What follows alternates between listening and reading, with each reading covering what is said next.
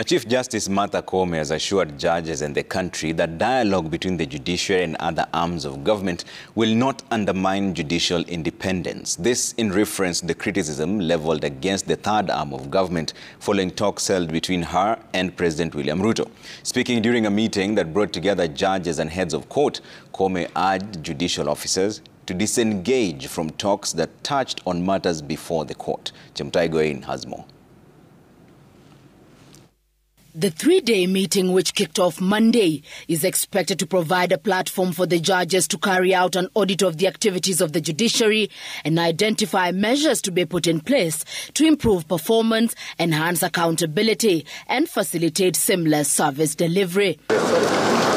One of the issues that took center stage Monday was the state of the independence of the judiciary. To work together. This coming in the wake of sustained criticism of the third arm of government over the meeting the Chief Justice held with President William Ruto at State House, Nairobi, which raised eyebrows on the details of the deliberations, which came in the backdrop of unpopular court directives targeting government initiatives. During the meeting, the Chief Justice defended her decision to meet with the President, saying the discussion was meant to address challenges impeding the administration of justice and not undermine judicial independence. While stressing the interdependence of the three arms of government, Koome, however, warned the judicial officers against being taken down the slippery slope. In her words, quote, "We engage in constructive conversations that enable the institution to perform its role optimally, while ensuring that we do not engage in discussions that dictate how cases in court should be decided. That must always remain a no-go zone." End quote. Seemingly alive to the fact that the judiciary has in the recent past come under public scrutiny over public interest cases it has handled, the Chief Justice called for a further review and examination of how such cases can be handled.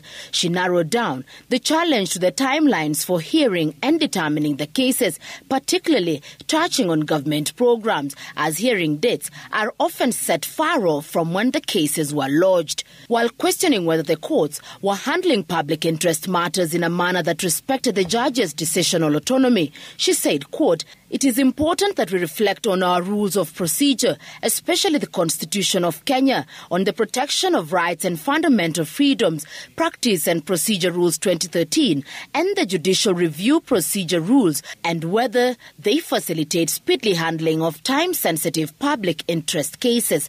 End quote.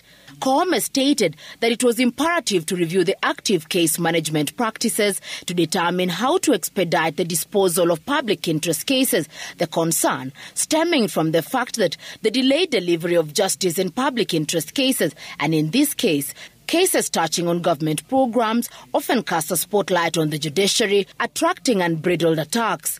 And though there were a myriad of unsubstantiated claims of corruption in the judiciary, Koome said the Judicial Service Commission was committed to strengthening investigative and complaints resolution processes, urging judicial officers and staff to adhere to integrity, even as she implored the judges to nip the vice in the bud by reporting suspicions to the mandated institutions. The meeting also addressed efforts the judiciary was making in enhancing efficiency through leveraging on digitization.